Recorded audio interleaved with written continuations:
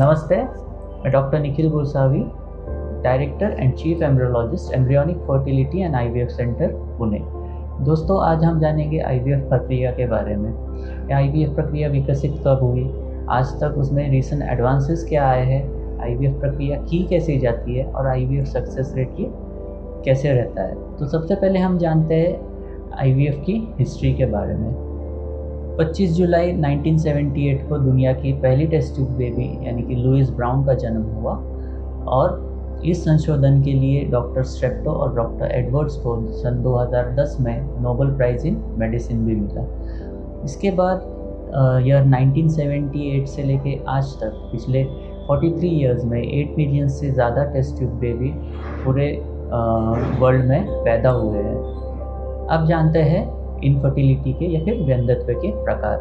वंध्यत्व के बेसिकली दो प्रकार होते हैं, एक रहता है प्राइमरी इनफर्टिलिटी और दूसरा रहता है सेकेंडरी इनफर्टिलिटी। प्राइमरी इनफर्टिलिटी मतलब ऐसे दाम्पत्य जिनकी शादी होने के बाद आज तक उन्हें कभी भी गर्भधारणा नहीं हुई हो, और सेकेंडरी इनफर्टिलिटी में ऐसे दाम्पत्य आते हैं जिन्हें शादी होने के बाद गर्भधारणा तो रही है पर किसी कारणवश वो गर्भ आगे नहीं जा पाया, या फिर ऐसे दाम्पत्य जिन्हें एक संतान ऑलरेडी है लेकिन दूसरी संतान होने में कठिनाई हो रही है।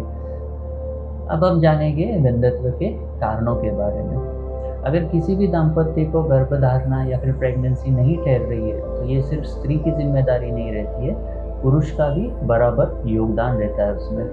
और पुरुष में बस एक ही जांच रहती है जो कि है वीर्य की जांच, जिसमें कि हमें पुरुष का फर्टिलिटी स्टेटस पता चलता है। जब हम ये वीर्य की जांच कराते हैं उसमें 3 इम्पॉर्टेंट चीज़ें देखी जा सकती है। सबसे पहले रहती है स्पर्म काउंट, दूसरा रहता है स्पर्म मोटिलिटी, और तीसरा और सबसे इम्पॉर्टेंट रहता है स्पर्म क्वालिटी। अभी स्त्री की बॉडी बहुत कॉम्प्लेक्स होने के कारण स्त्रियों में एक कारण नहीं रह सकता है प्रेगनेंसी न रहने का, मल्टीपल कारण रह सकते हैं। इसलिए स्टेप बाय स्टेप हमें हर एक कारण इवैल्यूएट करते जाना है। सबसे पहले स्त्री के खून की जांच की जाती है, जिससे कि हमें पता चलता है कि स्त्री के शरीर में हार्मोन लेवल कितनी मात्रा में प्रेजेंट है। दूसरा कारण रह सकता है अंडकोश में स्त्री बीज की संख्या। इसके लिए हम एक AMH टेस्ट कराते हैं, जिसकी वैल्यू पे डिटरमाइन किया जाता है कि किसी भी स्त्री के अंडकोश में एग्स कितनी मात्रा में बन सकते हैं। तीसरा कारण रहता है ट्यूब्स का। किसी स्त्रियों में प्राकृतिक रूप से जो ट्यूब्स रहते हैं वो बंद रह सकते हैं, जिस कारणवश स्त्री के अंडाणु का और शुक्राणु का मिलन नहीं हो पाता है और प्रेगनेंसी रहने में मुश्किल आ सकती है।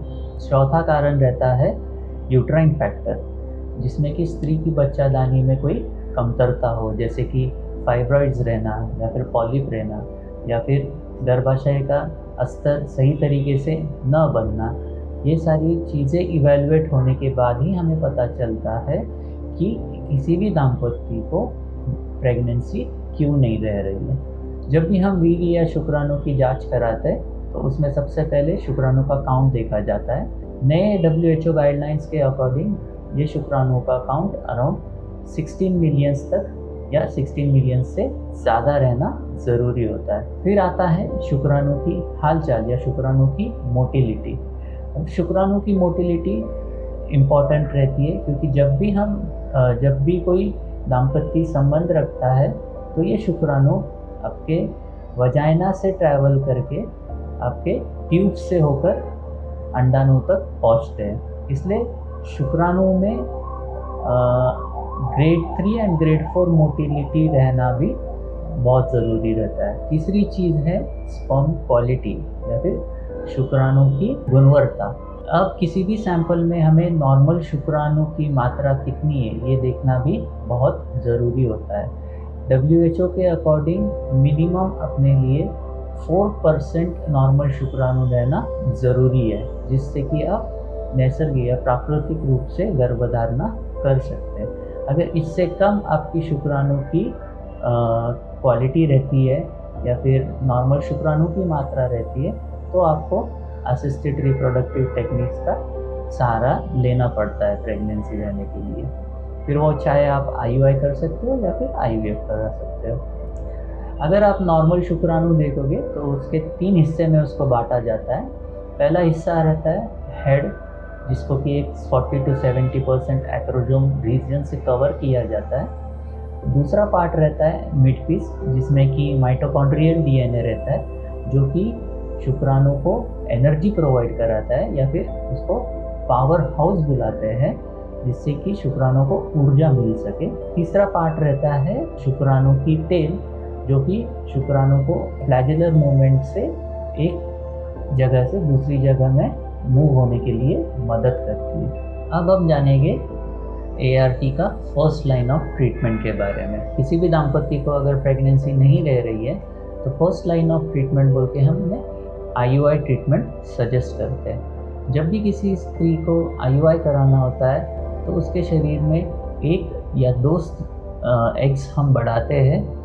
ये एग्स एक योग्य मात्रा में उनकी साइज़ बढ़ जाती है तो अंडा फूटने के लिए एक ट्रिगर इंजेक्शन दिया जाता है, और इस ट्रिगर के 36 घंटे बाद पति का वीर्य लिया जाता है।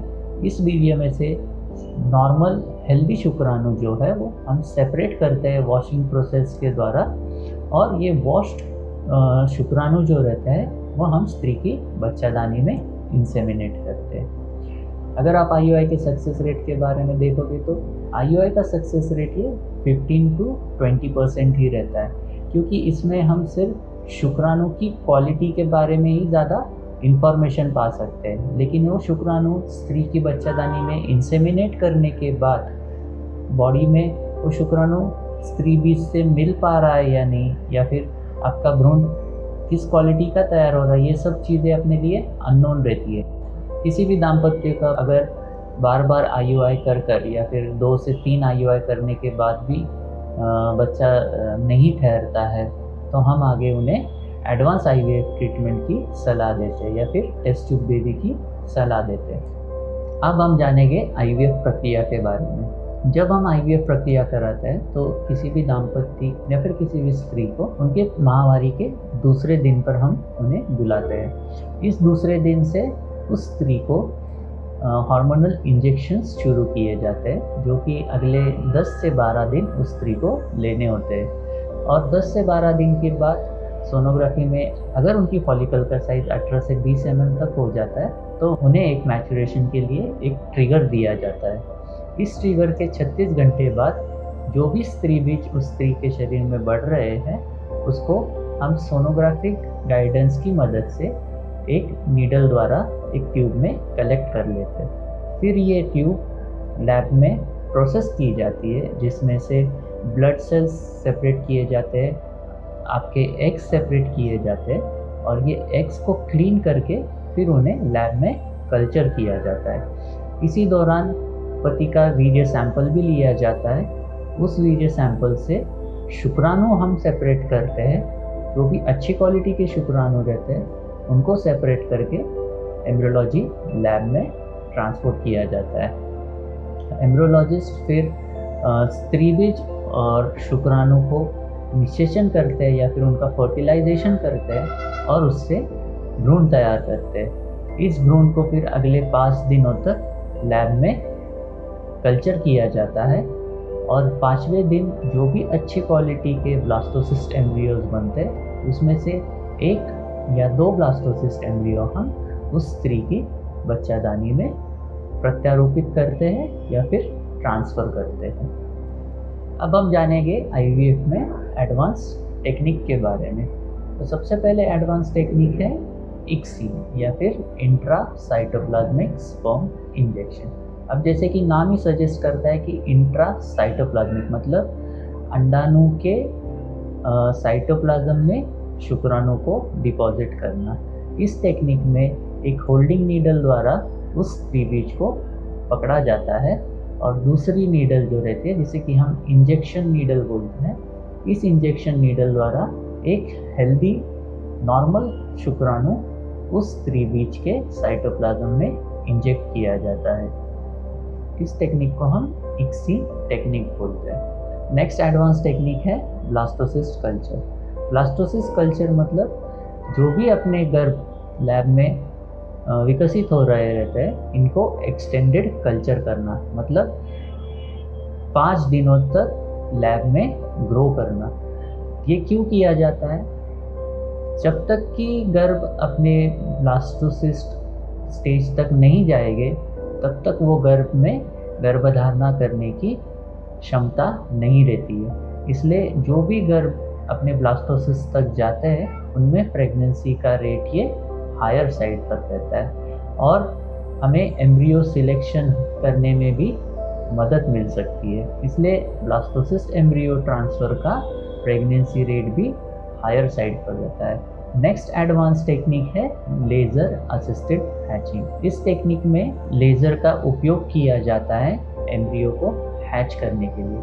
अगर आपने कोकोनट या फिर नारियल देखा होगा, वो जिस प्रकार से बाहर से टफ रहता है और अंदर से नरम रहता है, उसी प्रकार प्रकृति ने भी गर्भ को एक सुरक्षा कवच दिया रहता है, और जब तक गर्भ ये सुरक्षा कवच तोड़कर बाहर नहीं आता है, तब तक वो प्रेगनेंसी नहीं दे पाता है। इसलिए उन दाम्पत्यों में या फिर उन स्त्रियों में जिनकी एग क्वालिटी सही नहीं रहती है, या फिर उन स्त्रियों में जो पीसीओडी की समस्या से जूझ रहे हैं, जिसमें कि उनका ज़ोना पेलुसिडा जो रहता है एग का, वो टफ हो जाता है, या फिर उन दाम्पत्यों में जिनमें कि एम्ब्रियोस फ्रीज किए जाते हैं और फिर थॉ किए जाते हैं, ऐसे दाम्पत्यों में हम लेज़र असिस्टेड हैचिंग करके जो भी आउटर शेल जो रहता है एम्ब्रियो का, उसको हम ब्रेक कर देते हैं, ताकि जो एम्ब्रियो जो है वो इजीली बाहर आकर आपकी एंडोमेट्रियम के साथ इंटरेक्शन करके आपको